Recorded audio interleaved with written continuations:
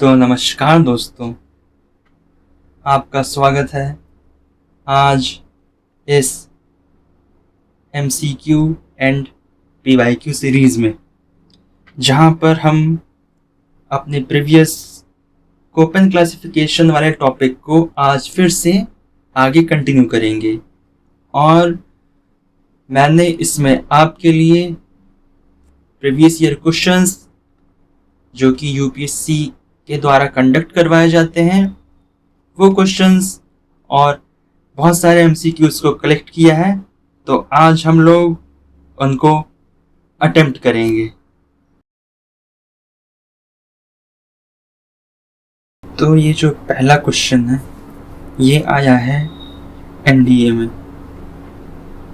तो यहाँ टॉपिक आप देख सकते हैं, हाइड्रोलॉजिकल साइकिल यानी कि वाटर साइकिल से क्वेश्चन है, जिसमें इवेपोरेशन एंड प्रेसिपिटेशन। फिर ये अगला क्वेश्चन आया है IAS 1996 में। इसमें भी आप ऑप्शन डी को देखिए, इवेपोट्रांसपायरेशन यानी कि ये कॉन्सेप्ट भी आया है। फिर ये देखिए CDS 2015 में क्वेश्चन ऑन वाटर साइकिल। और अगेन 2013 NDA क्वेश्चन ऑन इवेपोट्रांसपायरेशन। तो आज जो हम लोग MCQs को अटेम्प्ट करेंगे, जो यहाँ क्वेश्चन नंबर 4 से स्टार्ट है, तो हमारे कॉन्सेप्चुअल MCQs होंगे रिगार्डिंग इवेपोट्रांसपायरेशन का कॉन्सेप्ट एंड वाटर साइकिल।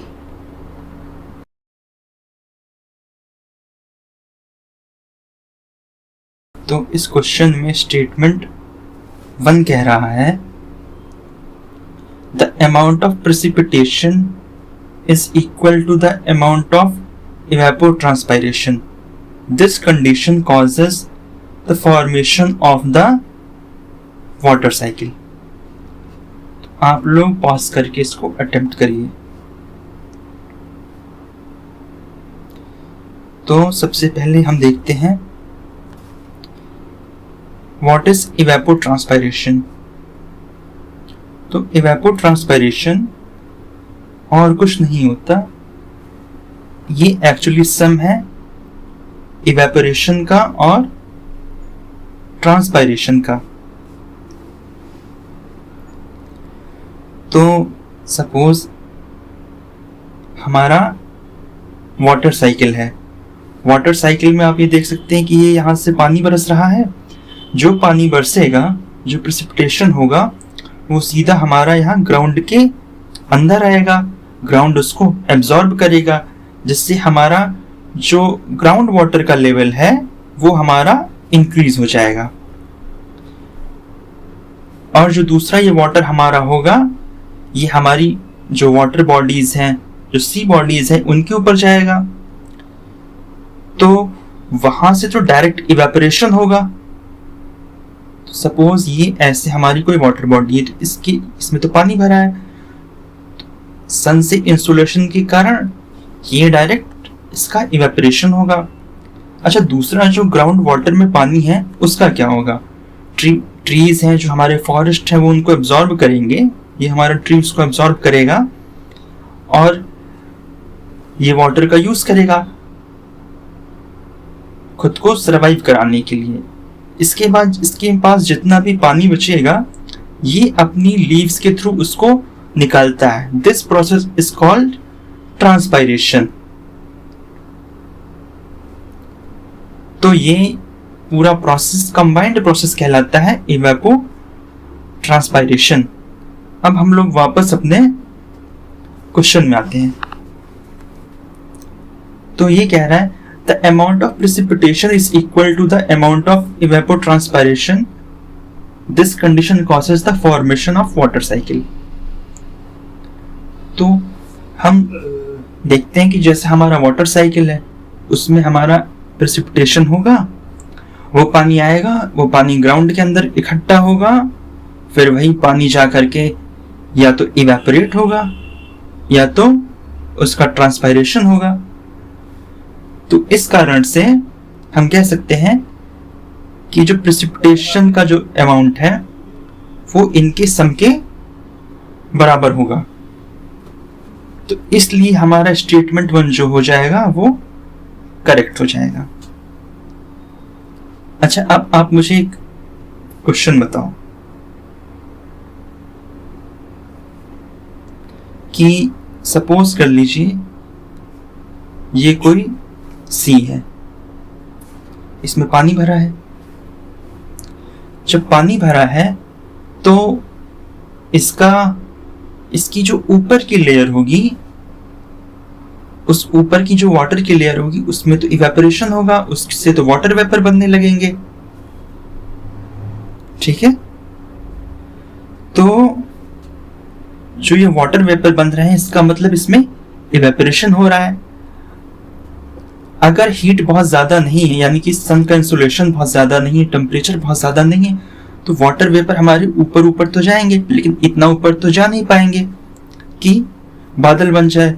जब बादल बनेगा नहीं तो पानी नहीं बरसेगा, तो इसका मतलब यहाँ पे इवेपोरेशन तो ढेर सारा हो रहा है, लेकिन बादल तो बन ही नहीं रहे, तो यहाँ पे प्रेसिपिटेशन तो हमारा हो ही नहीं रहा।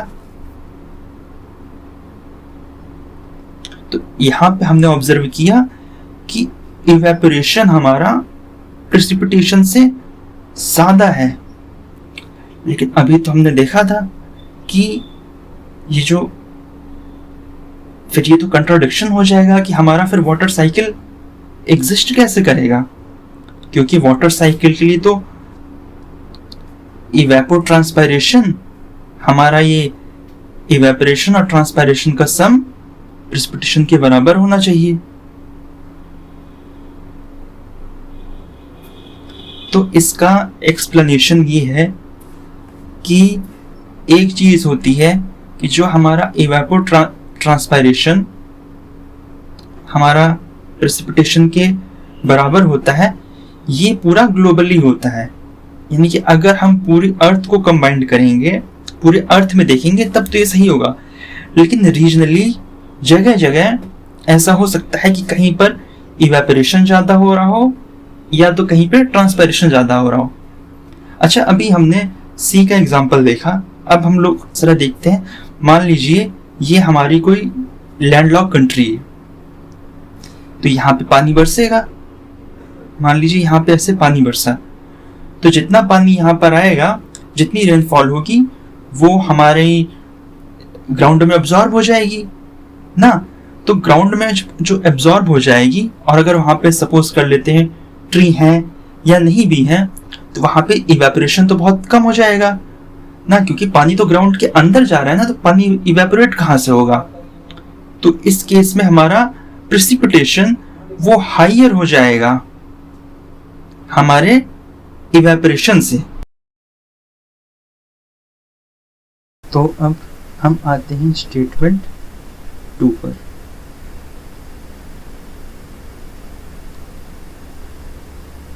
स्टेटमेंट तो स्टेटमेंट 2 कह रहा है in dry climate evapotranspiration exceeds precipitation. तो सपोज कर लिया ये डेजर्ट है, आई मीन एक ड्राई क्लाइमेट है। तो ये ड्राई क्लाइमेट है तो आइदर ये हमारा डेजर्ट होगा या तो हमारा स्टेपी क्लाइमेट होगा। तो यहाँ पर भी किस प्रकार की वेजिटेशन पाई जाएगी, यहाँ पर हमारे ग्रासेस, श्रब्स और जो कैक्टस ना, इस टाइप के जो हमारी कुछ फ्लोरा है वो पाई जाएगी। और एक चीज और यहाँ पर समझने वाली है कि जो हमारे ड्राई क्लाइमेट्स हैं यहाँ पर कंसिस्टेंट रेनफॉल तो होगी नहीं ना, तो इस कारण से यहाँ पर प्रेसिपिटेशन हमारा नेग्लिजिबल होता है और इवेपोरेशन भी यहाँ पे नेग्लिजिबल होगा। लेकिन यहाँ पर जितने भी हमारे फ्लोरा हैं ना, ये हमारे ट्रांसपायरेशन करेंगे क्योंकि ये ज़मीन के अंदर से पानी ले रहे हैं ना, तो इस कारण से यहाँ पर ये ट्रांसपायरेशन करेंगे और इसलिए यहाँ पर इवेपोट्रांसपायरेशन हमारा एक्सीड कर जाएगा प्रेसिपिटेशन से। तो इस केस में ये दोनों स्टेटमेंट हमारे सही हैं, तो इसका करेक्ट आंसर हो जाएगा ऑप्शन सी, यानी बोथ 1 and 2। तो अब आते हैं इस अगले क्वेश्चन में। अगले क्वेश्चन में आने से पहले आप मुझे बताओ कि आप मुझे बताओगे, एक कंडीशन हमने देखी कि जब इवेपोट्रांसपायरेशन प्रेसिपिटेशन से ज़्यादा होता है तो ड्राई क्लाइमेट बनता है।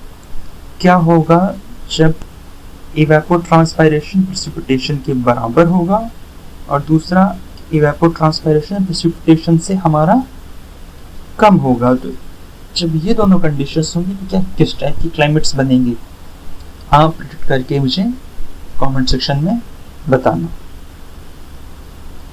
तो अब यहाँ पर कह रहा है एक जोन ए है हमारा, जहाँ पर हमारा क्या है, receives 600 millimetre of rainfall annually and potential evapotranspiration is also approximately 600 millimetre. तो इस केस में हमारा इवेपोट्रांसपायरेशन और रेनफॉल हमारा दोनों बराबर है जोन ए में, और जोन बी में क्या है, it receives 400 millimetre of rainfall annually and evapotranspiration is 1000 millimetre. आप देख पा रहे हैं ना कि यहाँ पर 400 से ज्यादा है 1000। तो जैसा भी हमने डिस्कस किया, तो जोन बी हमारा क्या हो जाएगा, जोन बी हमारा हो जाएगा ड्राई क्लाइमेट। अब आप अपने ऑप्शंस देखते हैं। Zone B is classified as a temperate climate, ये गलत हो जाएगा। फिर क्या कह रहा है, zone A is not classified as a dry climate and zone B is classified as a dry climate. तो ये ऑप्शन बी हमारा करेक्ट हो जाएगा। तो अब हम आते हैं हमारे क्वेश्चन 6 में।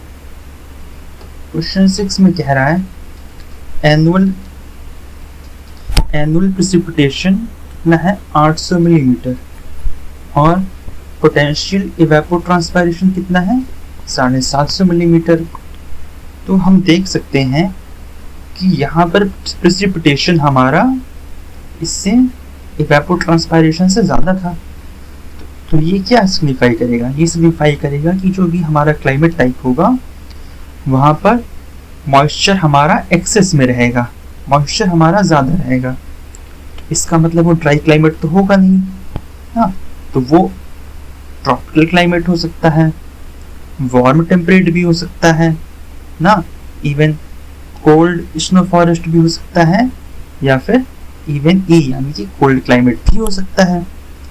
तो इस डेटा से हमें पता चलेगा कि ऑप्शन ए हमारा नहीं होगा। अब आते हैं, अगला स्टेटमेंट कह रहा है कोल्डेस्ट मंथ उसका कितना है टेम्परेचर, 5 डिग्री सेल्सियस का। इतना तो हमारे इंडिया में भी होता है, जैसे मान लीजिए हम यूपी में हैं तो सर्दियों में टेम्परेचर इतना यहाँ तक जाता है। तो इसका मतलब जो यहाँ पे क्लाइमेट होगा वो हमारा बहुत ज़्यादा इक्वेटर के नॉर्दर्न डायरेक्शन में नहीं होगा, मतलब कि कोल्ड क्लाइमेट नहीं होगा, कोल्ड स्नो फॉरेस्ट भी नहीं होगा, और हमारे इंडिया के पास में यानी कि ये हमारा वार्म टेम्परेट क्लाइमेट होगा। तो correct answer here would be option B, यानी कि सी, वार्म टेम्परेट क्लाइमेट। तो ये क्वेश्चन 7 है, a location at 3500 meters above sea level near the equator records average monthly temperature below 10 degrees Celsius throughout the year, और annual precipitation यहाँ पे कितना है, 1200 मिलीमीटर का है, and no extreme seasonal variation। तो हमें बताना है कि यहाँ पर कौन सा कोपेन का क्लाइमेट ग्रुप होगा। अब ये क्वेश्चन है कॉमन सेंस से करने वाला क्वेश्चन ना। 1200 मिलीमीटर यहाँ पे प्रेसिपिटेशन है, कोई सीजनल वेरिएशन भी नहीं है। क्या ट्रॉपिकल इक्वेटर के पास में लाई भी कर रहा है, तो क्या ट्रॉपिकल होगा? बिल्कुल नहीं। क्यों? क्योंकि आप ये देखो यहाँ पर 10 degree Celsius through out the year इसका एवरेज मंथली टेम्परेचर है 10 डिग्री सेल्सियस, और जो हमारे ट्रॉपिकल रीजन है वहां पर तो 30 डिग्री के आसपास ये होता है इक्वेटर के पास में, इसलिए ट्रॉपिकल क्लाइमेट नहीं होगा। अच्छा, ये इसमें एनॉमली आए क्यों? क्योंकि ये जो माउंटेन्स हैं ये 3500 मीटर की ऊंचाई पर है, तो यहाँ पे कोल्डनेस ज़्यादा होगी, ठंडक ज़्यादा होगी ना, इस कारण से इसका टेम्परेचर डाउन हुआ। और क्योंकि हमेशा पानी बरस रहा है इसलिए कोल्ड स्नो फॉरेस्ट भी नहीं होगा, कोल्ड क्लाइमेट भी नहीं होगा, बिकॉज ये इक्वेटर के पास में है। इसलिए करेक्ट ऑप्शन होगा ऑप्शन 3 यानी कि हाईलैंड क्लाइमेट। तो कोपेन क्लासिफिकेशन में एक हमारा हाईलैंड क्लाइमेट है और दूसरा हमारे ड्राई क्लाइमेट्स जो कि कहीं भी पाए जा सकते हैं, यानी कि ट्रॉपिकल रीजन में, टेम्परेट रीजन में ना, तो ये कहीं भी पाए जा सकते हैं, हाईलैंड टाइप क्लाइमेट और ड्राई क्लाइमेट्स। तो अब हम लोग आखिरकार आ गए हैं अपने PYQs पर। तो पहला क्वेश्चन कह रहा है Which one of the following is the correct sequence of the 4 stages of water movement in hydrological cycle? आप लोग इसको पॉज करके अटेम्प्ट करना। तो हम सबसे पहले देखते हैं हमारे वाटर साइकिल को। तो सपोज ये हमारा सन है, ठीक है, सन से इंसुलेशन आएगा ना, और सपोज ये हमारी नीचे कोई ऐसे वाटर बॉडी है। सबसे पहले इसमें इवेपोरेशन होगा। जब ये वाटर वेपर्स ऊपर जाएंगे तो जैसे जैसे हमें पता है कि हम एटमॉस्फेयर में ऊपर की तरफ जाते हैं तो टेम्परेचर डाउन होता है, कम होता है। तो यहाँ से हम पहुंचेंगे तो यहाँ पर कंडेंसेशन होगा और इस प्रोसेस में यहाँ पर हमारे क्लाउड्स बनेंगे। जब क्लाउड्स बनेंगे तो इसके बाद क्लाउड्स आपस में कोलाइड करेंगे तो वेरियस टाइप्स की रेनफॉल होगी और वेरियस टाइप की प्रेसिपिटेशन होंगे। तो यहाँ पर इसके बाद क्या होता है, प्रेसिपिटेशन होगा। फिर जब वो पानी हमारा नीचे आएगा तो ये वाटर नीचे आकर के हमारा as a ground water store होगा जमीन के अंदर जाकर के। तो मतलब इसके बाद क्या होता है, इनफिल्ट्रेशन। तो ये है हमारा पूरा वाटर साइकिल। तो अब हम वापस देखते हैं करेक्ट ऑप्शन इसमें से क्या होगा। तो पहला क्या कह रहा है, इवेपोरेशन, इवेपोरेशन के बाद कंडेंसेशन, कंडेंसेशन के बाद प्रेसिपिटेशन और इनफिल्ट्रेशन। तो ये हमारा हो जाएगा करेक्ट आंसर। अब देख लेते हैं बाकी गलत क्यों है। आप ये बताओ, इवेपोरेशन के बाद क्या सीधा प्रेसिपिटेशन होता है? नहीं, क्योंकि पहले कंडेंसेशन यहाँ पे होगा। फिर क्या इनफिल्ट्रेशन के बाद इवेपोरेशन होता है? तो नहीं, इनफिल्ट्रेशन पे तो हमारी साइकिल एंड होती है, साइकिल हमारी स्टार्ट होती है इवेपोरेशन से, इसलिए ये ऑप्शन भी गलत हो जाएगा। और ऑप्शन 4 कह रहा है कंडेंसेशन के बाद तो प्रेसिपिटेशन हो रहा है, वो तो ठीक है, लेकिन क्या प्रेसिपिटेशन के बाद इवेपोरेशन होगा डायरेक्टली? हो भी सकता है, वो चीज सही है, लेकिन कंडेंसेशन के पहले इवेपोरेशन होगा तभी तो कंडेंसेशन होगा। तो साइकिल यहाँ से स्टार्ट नहीं हो रही, इसलिए ये ऑप्शन भी हमारा रॉन्ग है। Correct answer is option 1।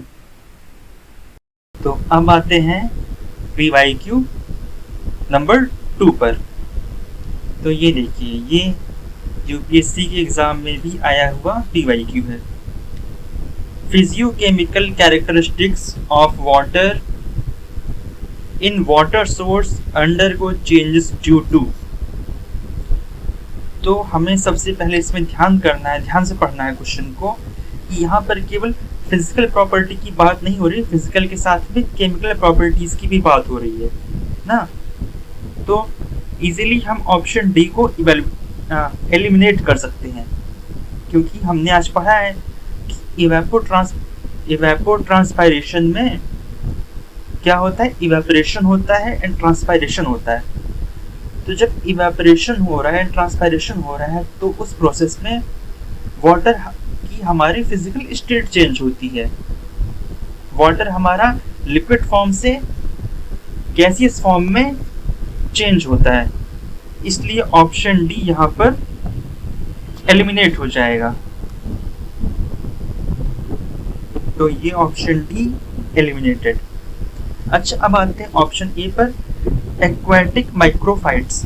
अब जैसे मान लीजिए ये हमारी कोई वाटर बॉडी है, ठीक है, तो इसके अंदर जो हमारे नॉट ट्रीज बट इसके अंदर की जो हमारे वेजिटेशन होगी उनको कहते हैं एक्वाटिक माइक्रोफाइट्स। अच्छा, जब ये पानी के अंदर हैं तो ये क्या करेंगे, ये फोटोसिंथेसिस करेंगे और पानी के अंदर ऑक्सीजन का लेवल इनहेंस करेंगे। तो मतलब पानी का जो हमारा जो वाटर सोर्स है उसका केमिकल कंपोजिशन चेंज हो रहा है। अच्छा, ये तो चेंज कर रहा था। अब हम देखते हैं एक्वाटिक फंजाई। अब हमें पता है कि जो फंजाई होते हैं वो भी फोटोसिंथेसिस करते हैं, तो वो भी हमारा ऑक्सीजन के लेवल को इनहेंस करेंगे। तो यहाँ पे तो दो ऑप्शन हो गए कि वाटर की केमिकल प्रॉपर्टी को चेंज तो कर रहा है, फिजियोकेमिकल प्रॉपर्टी को। अब तीसरा हम ऑप्शन देखते हैं एफ्लुएंट्स। तो मान लीजिए कि जैसे हमारी कोई इंडस्ट्री है ना, तो उसका जो इंडस्ट्रियल वेस्ट आ रहा है वो पानी में आकर के मिलेगा और उससे हमारा वाटर पॉल्यूटेड होगा, और इसके कारण क्या होगा, हमारा जो पानी होगा उसका जो फिजियोकेमिकल कंपोजिशन होगा ड्रास्टिकली चेंज होगा, बहुत ज़्यादा चेंज हो जाएगा रेदर देन पहले दो ऑप्शंस। इसलिए इसका करेक्ट आंसर होगा ऑप्शन सी, एफ्लुएंट्स। इसमें जो फिजियोकेमिकल प्रॉपर्टीज हैं, वाटर की कैरेक्टरिस्टिक्स हैं, वो मेजरली चेंज होंगे। तो अगला PYQ है,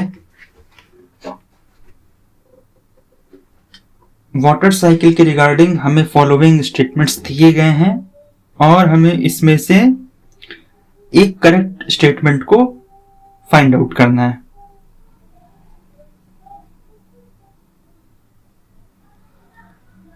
पहला स्टेटमेंट है, transpiration by plants does not contribute to cloud formation.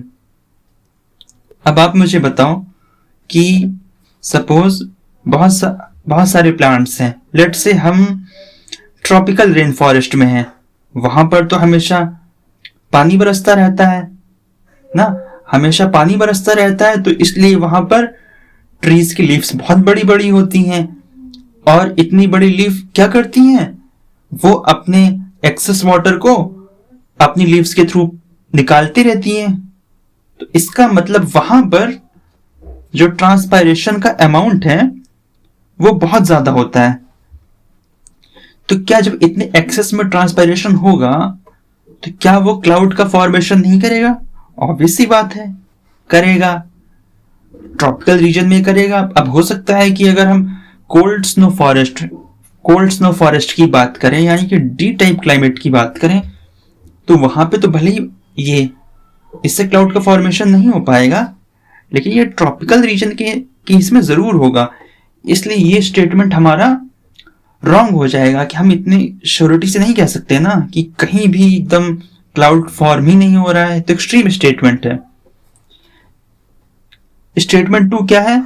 Only evaporation of surface water of rivers and ocean is responsible for cloud formation. जी नहीं, यही तो भी हमने पहले ऑप्शन में देखा कि क्लाउड फॉर्मेशन तो ट्रांसपायरेशन से भी तो हो सकता है, तो केवल सरफेस वाटर से कैसे होगा? अगर ऐसे होगा तो पानी की कमी हो जाएगी। इसलिए ये ऑप्शन भी रॉन्ग है। Option 3, rainfall does not contribute in maintenance of underground water table. अब आप ये बताओ, अगर ये अंडरग्राउंड वाटर टेबल, जमीन के अंदर का पानी आता कहाँ से? बारिश से ही तो आता है। ऐसा तो नहीं है ना कि कोई पैरेलल यूनिवर्स है, पैरेलल यूनिवर्स से अचानक कोई हो रहा है, कोई साइंस फिक्शन की मूवी है, ऐसा तो है नहीं। ऑब्वियसली बात रेनफॉल से ही आता है, तो ऑप्शन रॉन्ग है। तो सही ऑप्शन होगा अंडरग्राउंड वाटर में also be connected to surface water. अब आप मुझे कमेंट सेक्शन में बताना कि इसका एग्जाम्पल क्या है, कि कहां पर अंडरग्राउंड वाटर सरफेस वाटर से कनेक्ट होता है। एंड कमेंट सेक्शन में ये भी बताना कि इसका सिग्निफिकेंस क्या है। और अगर आप लोग कहोगे, तो अगर आप लोग कमेंट सेक्शन में बताओगे कि यू वांट इट्स आंसर, तो अगली वीडियो में मैं इसको एक्सप्लेन भी करूंगा। तो इस क्वेश्चन में कह रहा है statement number 1, evapotranspiration helps in classifying the climate types। तो ये आप लोगों से अच्छा कौन बताएगा? आज हम लोगों ने पूरी कहानी इसी की ही तो पढ़ी है। तो स्टेटमेंट 1 हमारा करेक्ट हो जाएगा। स्टेटमेंट 2 कह रहा है ओनली टेम्परेचर इफेक्ट्स इवेपोट्रांसपायरेशन। अब आप मुझे बताओ कि अगर इसके आर्गुमेंट को हम सही मान लें, तो मान लिया कि जैसे हमारा कोई ट्री है, इसकी लीव्स होंगी और इससे ये इवेपोट्रांसपायरेशन इससे ये ट्रांसपायरेशन का प्रोसेस करेगा, ठीक है। तो अगर ये मैं इसको मान लूं कि ये ट्रॉपिकल रेन फॉरेस्ट है ना, मतलब यहाँ पे प्रेसिपिटेशन का लेवल बहुत ज्यादा है, तो इसकी लीव्स क्या होंगी? इसकी लीव्स बहुत बड़ी होने वाली हैं। तो इसका मतलब हाई प्रेसिपिटेशन मतलब बड़ी लीव्स, मतलब हाई ट्रांसपायरेशन, ठीक है। और अगर हम चले जाएं और नॉर्थर्न डायरेक्शन में, यानी कि हमारा डी टाइप क्लाइमेट, यानी कि कोल्ड स्नो फॉरेस्ट, तो वहां पर तो प्रेसिपिटेशन इतना तो नहीं होगा, इससे थोड़ा सा कम, इससे कम प्रेसिपिटेशन होगा ना। तो वहां पे उनकी लीव्स कैसी होती हैं? वहां पे उनकी लीव्स और छोटी होने लगती हैं। छोटी लीव्स होंगी तो इसका मतलब ट्रांसपायरेशन का जो अमाउंट होगा वो भी कम होने लगेगा। तो इससे हमें समझ में आया कि टेम्परेचर तो इन्फ्लुएंस करता ही है, टेम्परेचर के साथ में प्रेसिपिटेशन भी इन्फ्लुएंस करता है इवेपोट्रांसपायरेशन को। इसलिए अब हमारा स्टेटमेंट क्या कह रहा था? Only temperature affects evapotranspiration, no precipitation also influences. इसलिए ये जो दूसरा स्टेटमेंट है वो इनकरेक्ट हो जाएगा। तो इसका करेक्ट आंसर होगा statement 3, option 3। Statement first is true but statement second is false. तो इसी के साथ आज हम लोगों ने इतने सारे एमसीक्यूज और पीवाईक्यूज को डिस्कस किया। मैं एक बार रिकैप कर देता हूं। आज हम लोगों ने जो सबसे इंपॉर्टेंट टॉपिक्स पढ़े वो थे कि कैसे इवेपोट्रांसपायरेशन को यूज करते हैं क्लाइमेट क्लासिफिकेशन के लिए। फिर हमने उसके कॉन्सेप्चुअल एमसीक्यूज देखे कि वाटर साइकिल से उसका क्या इन्फ्लुएंस है, अलग अलग क्लाइमेट टाइप्स में इवेपोट्रांसपायरेशन कैसे कैसे वेरी कर सकता है। इन सारी चीजों को हमने with examples, with MCQs, with PYQs समझा। तो आप मुझे कमेंट सेक्शन में बताना कि आपको ये लिखी लिखाई हुई पूरी फाइल चाहिए, ये पूरी लिखी लिखाई फाइल चाहिए, या फिर आपको साफ सुथरी ये फाइल चाहिए ताकि आप इसको अटेम्प्ट कर सको। तो आप मुझे कमेंट सेक्शन में बताना। और अगर ये वीडियो आपके लिए हेल्पफुल हुआ हो तो please do like it, do share, and most important, अगर आपको कोई भी फीडबैक लगे इन टर्म्स ऑफ कि मैं कौन सा टॉपिक कवर करूं, कौन सा कॉन्सेप्ट कवर करूं, या और पीवाईक्यूज लाऊं या और एमसीक्यूज लाऊं, व्हाटएवर तेरे सजेशन, तो मैं चाहूँगा कि आप उसको कमेंट सेक्शन में ज़रूर लीव करें। तब तक के लिए थैंक्स फॉर वॉचिंग।